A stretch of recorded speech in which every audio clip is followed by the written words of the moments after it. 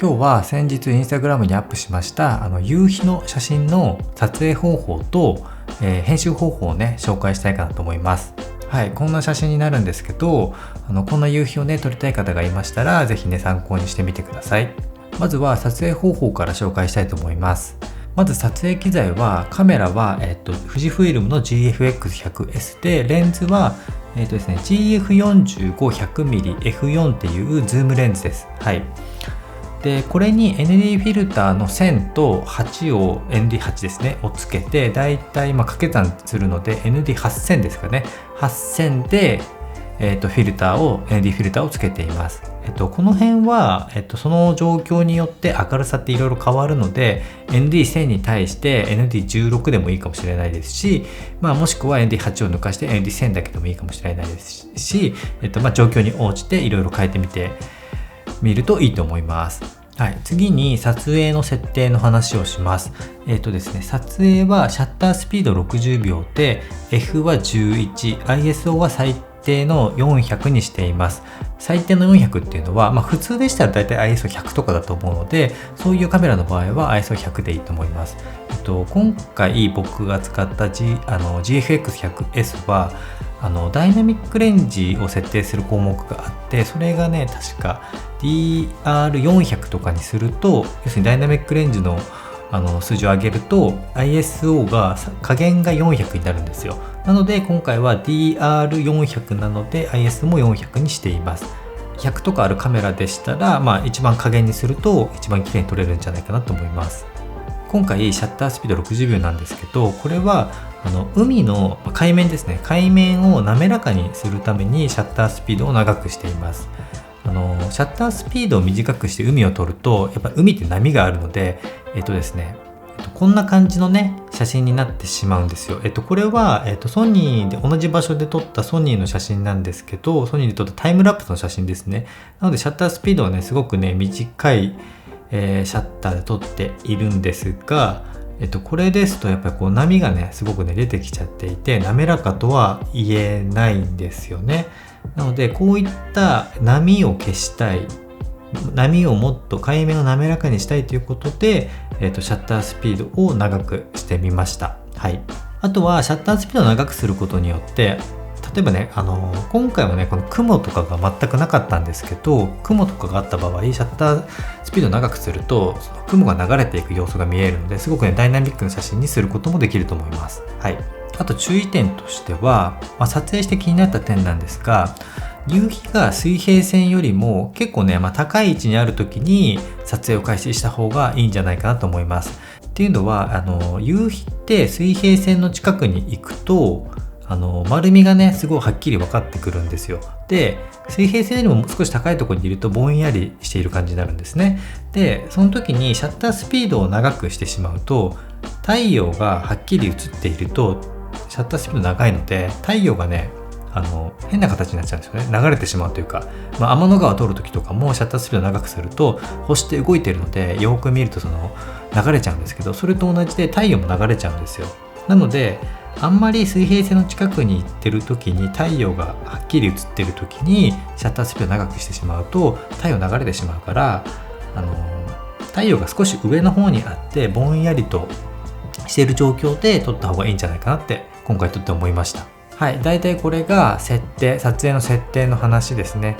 カメラ用意して ND フィルターをつけてシャッタースピードを長くして撮るってことですね。で撮るタイミングは、水平線から太陽が少し上の方にある時に撮影を開始するっていう感じです。はい、それでだいたい撮れたのが、この写真になるんですけども、これを、こういう風に変えていく作業をこれから話したいと思います。はい、ここからはね画面をちょっと変えて話していきたいと思います。はい。ですね、まずね、写真編集に使っているソフトウェアは Lightroom Classic です。はい。で、まず、初めにこの写真を、これが元の写真なんですけど、これを僕はもう少しオレンジっぽく、ピンク、紫っぽく、ちょっと色味をね、変えたいなと思ったので、まずカラーグレーディングを、変えていきます。はい。カラーグレーディングの下の方にありますね。カラーグレーディングのハイライトと中間調っていうのかな、を変えていきますね。はい。で、大体ね、ピンクの方に、ピンクとか赤とかオレンジとかね、この辺に少しだけ寄せます。両方とも。はい。大体こんな感じですかね。はい。で、寄せますね。で、カラーグレーディング大体こんぐらいにして、ざっくりとピンクっぽく、オレンジっぽくっていうのを強調してみました。次にやることは、海面をね、もう少し滑らかにしようということをします。で、海面を滑らかにするときに、このブラシツールかな。このブラシツールを使って、まずはこの海面をね、ざっくり選択しますと。こうやって。この辺はね、ざっくりでいいと思います。で、つけたところを見ると、こんな感じなので、あとは、オプションシフトかな。オプションシフトを押すとマイナスに変わるので消しゴムになるので、これで逆にこうやって消していったりして輪郭をね作っていきます。はい、大体選択すると、こんな感じになりますね。はい。で、これに対してですね、明瞭度をね下げていきます。そうするとね、海面が少し滑らかになると思います。あとは状況に応じて露光量を上げたりとか変えていきます。はい。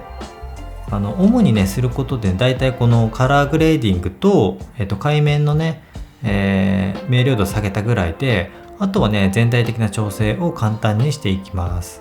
まずはこの色温度をね少しね変えていきますね。オレンジ色に寄せて、少し紫色に寄せるって感じですね。だいたいこんな感じですね。はい。で、あとはこの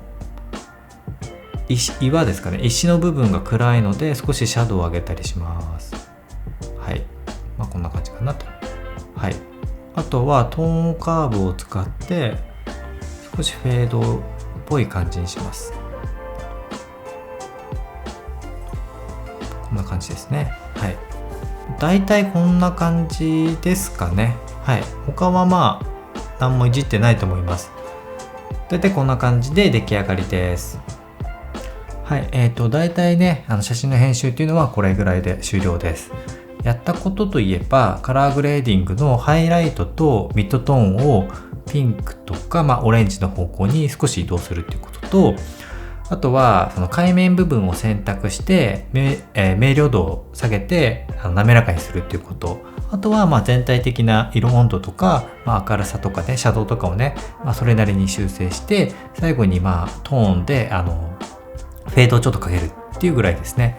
そんなに複雑なことはしてなくて、結構シンプルにできたと思います。はい。ぜひ夕日を撮る方がいましたら参考にしてみてください。